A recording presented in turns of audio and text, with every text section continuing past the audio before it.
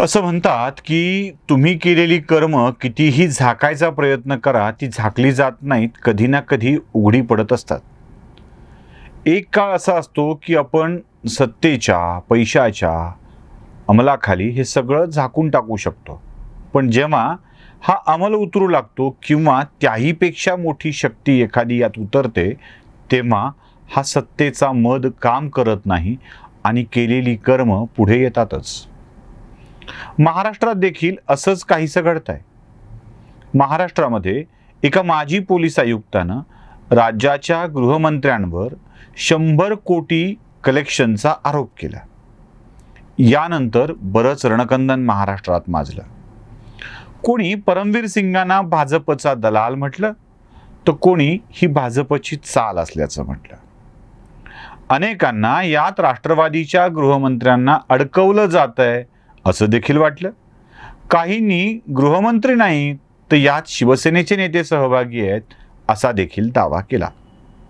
आता या प्रकरणाची चौकशी होणं आवश्यक होतं आणि ती चौकशी कशी होईल हा देखील प्रश्न होता. अर्थात CBI, ED किंवा अन्य संस्था आल्यावर यात केंद्राचा सहभाग आहे आणि केंद्र या आपल्या तपासी यंत्रणांच्या माध्यमातून राज्य सरकारला बदनाम करू पाहत आहे असं देखील विधान होणं अपेक्षित होतं. ते घडलं देखील. एकीकडं या सगळ्या प्रकरणामध्ये लिप्त असलेला वाजे, सचिन वाजे NIAच्या तावडीत सापडतो आणि NIAच्या वेगवेगळ्या चक्रामध्ये तो अडकत जातोय. आता सगळ्यात पहिल्यांदा ही गोष्ट लक्षात घेतली पाहिजे की अनिल देशमुखांवरचा आरोप हे एक प्रकरण नाही आहे.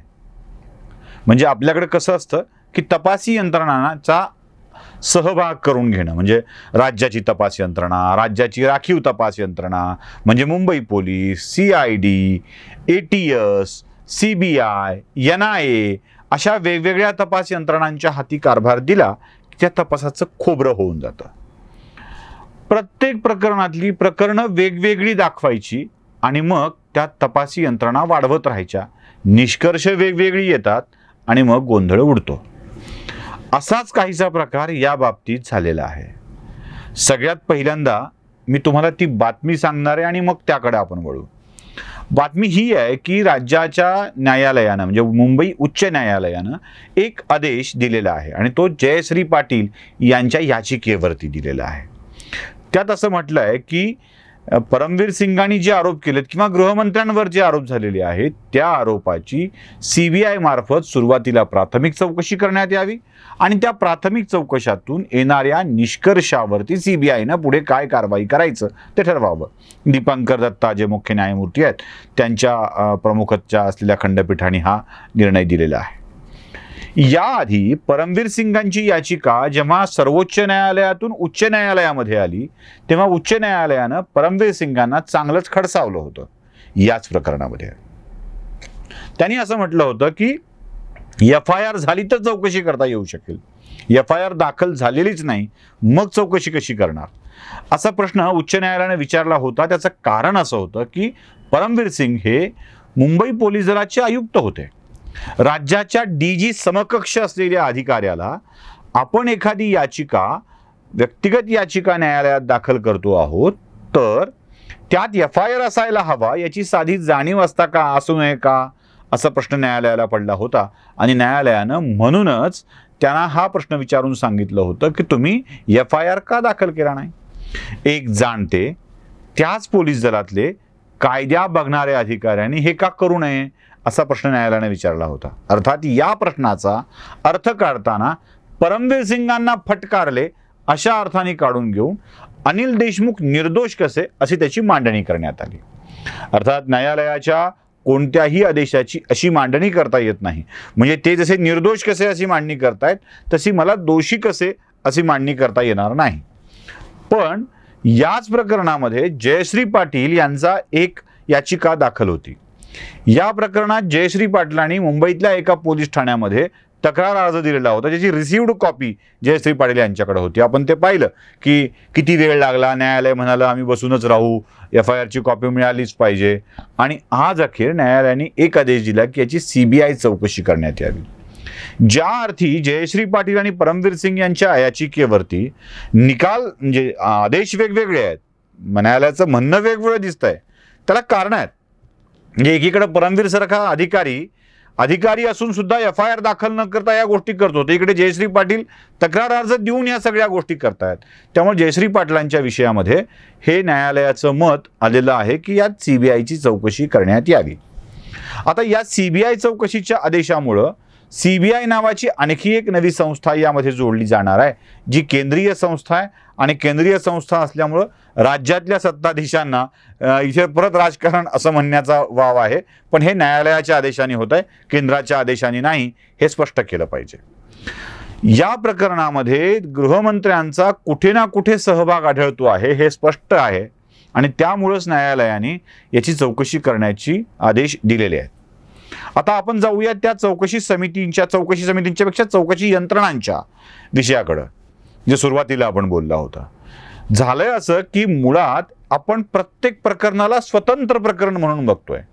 म्हणजे गृहमंत्र्यांच्या 100 कोटीचे आरोप हे वेगळं प्रकरण, सचिन वाझेंचं स्फोटकं ठेवणं हे वेगळं प्रकरण, मनसुख हिरेनचा मृत्यू हे वेगळं प्रकरण. असं नाही आहे.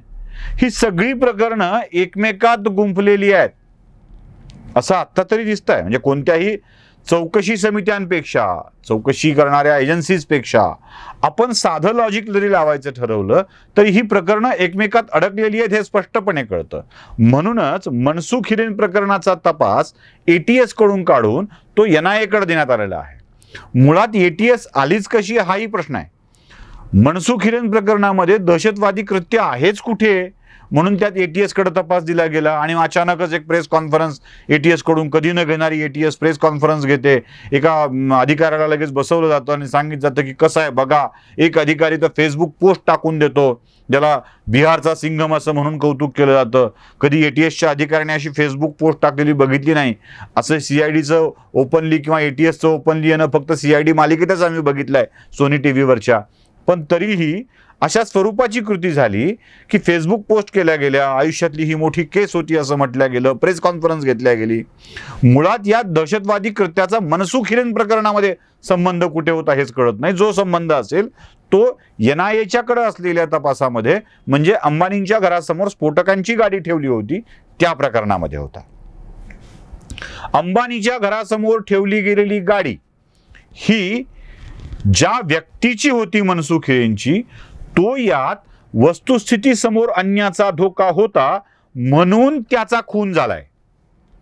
आता हे गोष्ट जेव्हा स्पष्ट होते तेव्हा आता परत 2 प्रकरणं एकत्र करणं आवश्यक आहे. पण तसं न करता मनसुख हिरेनचा तपास राज्याकडं, ATS कडं, मुंबई पोलिसांच्याकडं आणि ह्याचा खटला मात्र NIA कडं, अशी वेगवेगळी धोरणं आखली गेली. यात तिसरं प्रकरण आलं म्हणजे सचिन वाझे स्फोटकाच्या प्रकरणामध्ये आणि मनसुख हिरेनच्या प्रकरणामध्ये दोन्हीमध्ये लिप्त आहे. आणि तोच सचिन वाझे कलेक्शनसाठी गृहमंत्र्यांची चॉईस आहे. बघा, म्हणजे गृहमंत्री सचिन वाझेकडे कलेक्शनची जबाबदारी देतात. राज्याचे मुख्यमंत्री सचिन वाझे लादेन कसा नाही हे स्पष्ट करून सांगतात. गृहमंत्र्यांची जबाबदारी असते.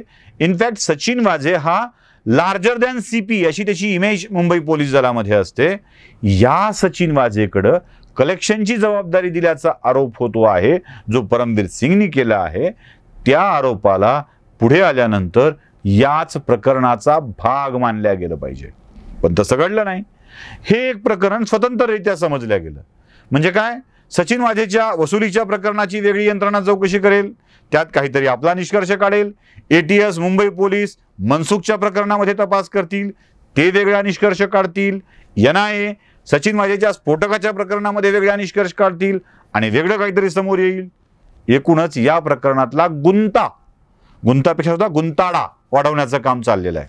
आणि असा जेव्हा गुंताडा वाढतो ना, तेव्हा ये गुत्थी सुलझाने से इसको फेक देना अच्छा लगता है. खूप प्रश्न निर्माण होतात, खूप समस्या निर्माण होतात. तेव्हा मग हे प्रकरण बाजूला पडतं. म्हणजे जसं आपण बघितलंय, हे घडल्यापासून आत्तापर्यंत साधारण महिन्याचा कालावधी गेलेला आहे आणि या महिनाभरामध्ये आता प्रकरण मागे देखील पडू लागलंय. म्हणजे आपण मागे एक व्हिडिओ केला होता, मारुती कांबळेचं काय झालं. अनेक प्रकरण आहेत, नवनवीन प्रकरणं येत आहेत. म्हणजे अगदी सुरुवातीला आलेलं महबूब शेखचं बलात्कार प्रकरण आणि त्यानंतर आता आलेलं विटेकरचं बलात्कार प्रकरण, या दोन्ही प्रकरणामध्ये महबूब प्रकरण कोणतं असा विचार करावा लागतो. तसं मनसुख हिरेन, सचिन वाझे आणि या प्रकरणातही काय झालं असा प्रश्न पडतो. पण न्यायालयाने आजच्या दिलेल्या आदेशामुळं अनिल देशमुखांच्या अडचणीत वाढ झाली आहे का? आता झाली आहे. अडचणीत कशी वाढ झाली आहे? आता पुन्हा तोच मुद्दा सीबीआयकडे तपास गेलाय. सीबीआय केंद्राकडे आहे. केंद्र यात सखोल चौकशी करणारच आहे. अनिल देशमुखांना वाचवण्यामध्ये महाविकास आघाडीचा काय इंटरेस्ट आहे? अनिल देशमुखांना अडकवल्या गेलं तर मुख्यमंत्री देखील अडचणी येणार आहेत का? म्हणजे मग ही या घराला आग, त्या घराला आग, ते त्या घराला आग असं होणार आहे का? म्हणून अनिल देशमुखांना वाचवण्याची प्रक्रिया चालू आहे का? आता थेट गृहमंत्र्यांचेच निष्पक्ष तिसऱ्या यंत्रणेकडून चौकशीचे आदेश दिल्यामुळं गृहमंत्र्यांवरचं शंकेचं मळभ अधिक गडद झालेलं आहे. आता हे गडद दूर करण्यासाठी, निष्पक्ष चौकशी होण्यासाठी गृहमंत्र्यांना राजीनामा द्यावा लागणार आहे का? आणि दिला तर काय परिणाम होणार आहेत? म्हणजे गृहमंत्री हे फक्त आपल्यावर घेऊन गप्प बसतील का? राष्ट्रवादी काँग्रेस हे सहन करणार आहे का की यात मुख्यमंत्र्यांना ओढलं जाईल? आणि असे आरोप होत असताना काँग्रेसची भूमिका काय असणार आहे, हे देखील सगळ्यात महत्त्वाचं आहे. आजच्या निकालाने एक गोष्ट स्पष्ट झाली आहे की दाल में कुछ काला है. परमवीरच्या प्रकरणामध्ये न्यायालयाने दिलेले आदेश हे FIR दाखल न झाल्यामुळे होते, पण जयश्री पाटलांच्या प्रकरणामध्ये तसं नाही आहे. आता या आदेशानं राज्याच्या सरकारवर परिणाम होतो की होत नाही हे देखील पाहावं लागणार आहे. पण हे प्रकरण इतक्या स्वस्तात सुटणार नाही एवढं मात्र नक्की आहे. नमस्कार.